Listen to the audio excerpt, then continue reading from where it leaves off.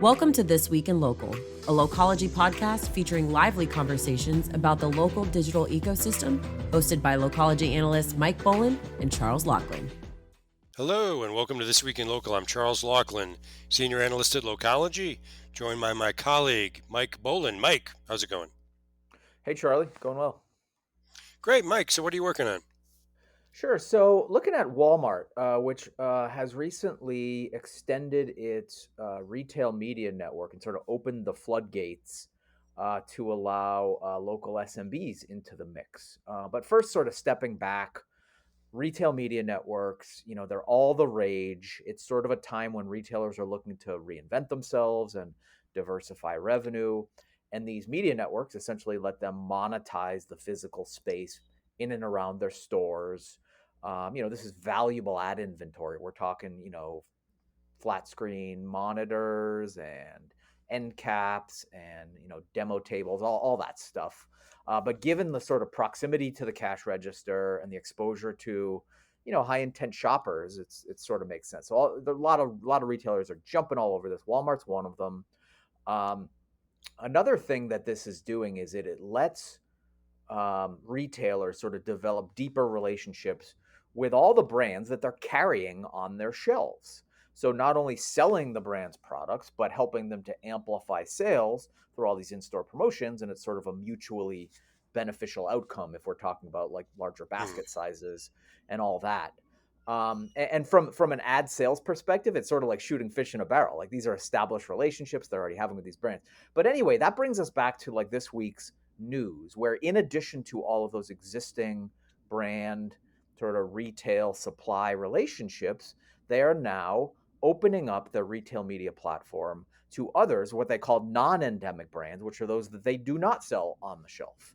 And that includes, lots of local businesses. And, it actually opens it up to not just things that don't go on the shelf, but things that are not like CPG products, like, restaurants Right, and car dealerships and financial services and right. home services. So the way you can picture that is that like you could see, ads and promotions or like how-to videos from like local contractors and landscapers like in and around Walmart's hardware section. So the point is Well, I it's think it's you very just simple. articulated what Home Depot should be doing if they're not already, Yeah, right? right. And yeah, Yeah, and so it's all this contextual targeting. It's the right. adjacent products is where you start to see some of those services promoted. And Walmart, in addition to this, is letting these businesses through its like self-serve ad platform, which is called Walmart Connect, sort of bid for these display ads throughout Walmart. So you think of it like AdWords. Think of it like Google AdWords for physical retail. And like AdWords, it's really all about Walmart sort of tapping into the long tail Right. of advertisers, and then the last thing I'll say is it's in addition to that, like sort of lowering the friction, democratizing it. It's actually offering creative support too. So not just an ad distribution vehicle, but helping these companies like develop the creative assets Right. for those in-store display campaigns. So I'm curious about several things here. One of which is, the old talk about retail is always the battle for shelf space, right? Yep. How do you get your, you know, beef jerky Yeah. Eye onto the level. shelves, particularly if you're a local beef jerky, Yep. creator. Made beef jerky up. Um, is this a way to, if not solve that issue, create another avenue? I mean, that Yeah. seemed to be part of what you were saying, or at least implicitly. I don't know if that's how it's being pitched to SMBs or if that's how SMBs are perceiving it or should perceive Yeah. it. That's one thing that jumps out at me. I don't know if this, Yeah. So I made the analogy to search. Think of it like Google right, AdWords. If you think right, about the actual shelf space and where things sit, that's like organic search. That's like the right, organic where things are and what they are. This offers brands the ability to get that eye level placement and to pay for it, right, right, right, in right. addition to being on the shelf, or even if they Yeah, aren't. and the idea that it's things that aren't normally like sold at Walmart, like car dealers and other Yeah, yeah, things. I'm curious how they handle the placements of those sort of non-standard advertisers. You know, is is it just like random? Okay, it's the car dealer's turn to be in aisle 7 Yeah, for yeah, people waiting to check out. I don't know if there's any rhyme or reason to how that is served, or if there's any data being collected. I don't know if there's any sort of science behind how those are served that's unique to retail media that would be interesting to yeah. hear. So couple Yeah. things. Hmm. One is, again, I'll make the comparison to search. Yeah. There are more valuable spots, like the first ad spot on a Google search result page. That would be Sure. akin to like the placement on the flat screen monitor that's at the checkout aisle, right? Yeah. Or other just high traffic areas. In addition to that, it goes back to the contextual placement I mentioned earlier. So your Yeah. car example, that could be in the auto parts aisle if it is, a local Sure. Yeah. dealer Fair or enough. other Yeah. things. Yeah. So Yeah. That yeah, makes that obviously makes sense. yeah. Yeah. Yeah. And I remember, like, I wasn't at place, but I remember the podcast you guys did after that, and just how contextual advertising is becoming a bigger deal, particularly in the post sort of third party cookies, you know, issue and all that. Yeah, Do no, you think exactly. retail media is gaining traction as a result of that? Is that part of Yes. what's going on here? Yeah. So there's a few things Hmm. that are like propelling retail media. One is sort of just the standard things that happen in these sort of, mature industry dynamics where you have all these retailers that realize, hey, we can do this. Why not monetize all of this high traffic sort of real estate throughout our stores? And it's a revenue diversification play. It's deepening their relationships, Yeah. as I mentioned, all that stuff. But in addition to that, yes, there are some macro factors that are further propelling it. One of them is privacy reform, which has really cut down on a lot of behavioral targeting. And Yeah. instead, a lot of marketers are Contextual. Yeah. Yeah. turning to contextual, right? Yeah. And Yeah. and Yeah. speaking of contextual, this is also has a lot of parallels to something that happened last week, which is that Haibu started to Hmm. partner with Amazon to resell Amazon advertising. And just like what Walmart has done here with the non-endemic advertising, so that which is not sold on the shelf, Hmm. Amazon recently opened the floodgates beyond just marketplace sellers, like all those third-party merchants that operate on Amazon. Now they're opening up their search ad inventory to anyone that wants to do it. Haibu is one of the first sort of companies to jump on that and sort of provision those ad spots for small businesses. So there's a lot of parallels there. So you see a lot of sort Hmm. of momentum around this, and that's not necessarily a retail media network, but it's very similar in that it is, ads that are adjacent to people buying things. Um, Well, isn't that a big revenue source for Amazon because there's so oh much yeah, inventory available there? Yeah. yeah. And Amazon is the third largest advertising player in the world by revenue. yeah, yeah, just for Yeah, that stuff, right? Yeah.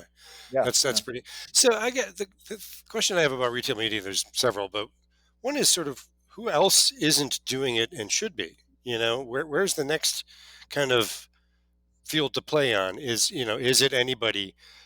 I mean, anyone with an e-commerce platform is a potential retail media player. Yeah. Where Mhm. else is this going? Who else is going to be launching the next retail media network? And will Yeah. it be, So there's will it be online from here on, or local will the local chain of retailers, 5 party stores in Greenwich, Connecticut, be able to do a retail media network, or yeah. there's a certain amount of scale required? I mean, I I'm think just there's scale curious. required. Yeah, there's Yeah, scale yeah, required. Like some might start there, then there'll be roll ups and acquisitions. But yeah, anyway, to answer your question, a few already do it. So Lowe's has its one roof network, similar to yeah. what all Walmart's is doing. You mentioned Home Depot. I think there's more they can do, but not just these like retailers in launching it, but how deep they can go. So Walmart, its biggest news of the year so far was its massive acquisition of television manufacturer Vizio, which has Right. 18 million users of its smart TV platform. One of the reasons Walmart did that was more ad inventory, not just more, but different and variety. So it can offer to its retail media advertisers and brands and clients more, just a broader range of offerings, like not So just, they were buying the see it in the network more than store. the hardware. Yeah, It wasn't yeah. a yeah, They're yeah, buying yeah. the eyeballs, Hmm. pursuant to this whole retail media thing. So I think we're going to continue to see that. This opportunity is so big, they're going to continue to deepen it with like more channels. And Walmart buying Yeah. Vizio is a good example of that. Does retail media ultimately pull attention away from something else? Or is it all additive? Because I mean, the people who are in the store, they're Well, not of course, watching anything else. there's a fixed pie of ad dollars, so it's definitely pulling Sure, spend. Yeah, yeah, but in terms of attention, it's where are you with, it's about where you're standing, not how you yeah, spend your screen time, really. Um, so I guess in that sense, as long as people are shopping, there's an opportunity, yeah. right? Uh, how is it? What are the performance metrics around retail media? I know I'm asking you to come up with a lot of stats, but I'm just curious: is the conversion Yeah. exceptional? It's You know, it's fortunate enough to be at the lower funnel. It's inherently sitting at the lower funnel. yeah, Where it's like feet from the cash register. So it's because that's a difficult to famously high margin point of yeah, sale, right. right? Now That's why it's people put that stuff out by the register that has 80% margins, yeah, like the breath mints and the squeeze yeah, balls and Apple phone chargers and whatever else is there. yeah, Um, high margin you know, accessories. yeah, that's there Now, for a reason. but to answer your question about analytics, it's not as Yeah, definitive as e-commerce where you can just follow yeah, the click stream. right. But it's pretty good in that you can do A/B testing, you can isolate variables and follow the sales lift that is seen on certain products that or correlate to their exposure in foot traffic Hmm. and display and all that stuff. So they can certainly get there. Yeah. Okay. Okay. All right, Mike. Why don't we just leave it there for now? And it always, I'm sure we're going to come back to retail media a lot. It will be talked about at L24 coming up.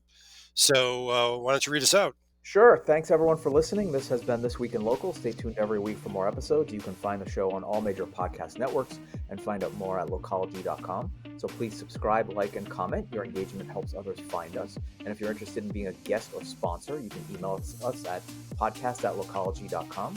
So I'm Mike Boland with Charles Laughlin. Our producer is Dara Sweat. So thanks for listening and see you next time. Thank you for tuning in to this week's episode of Localogy's This Week in Local with Mike Boland and Charles Laughlin. Be sure to subscribe for more.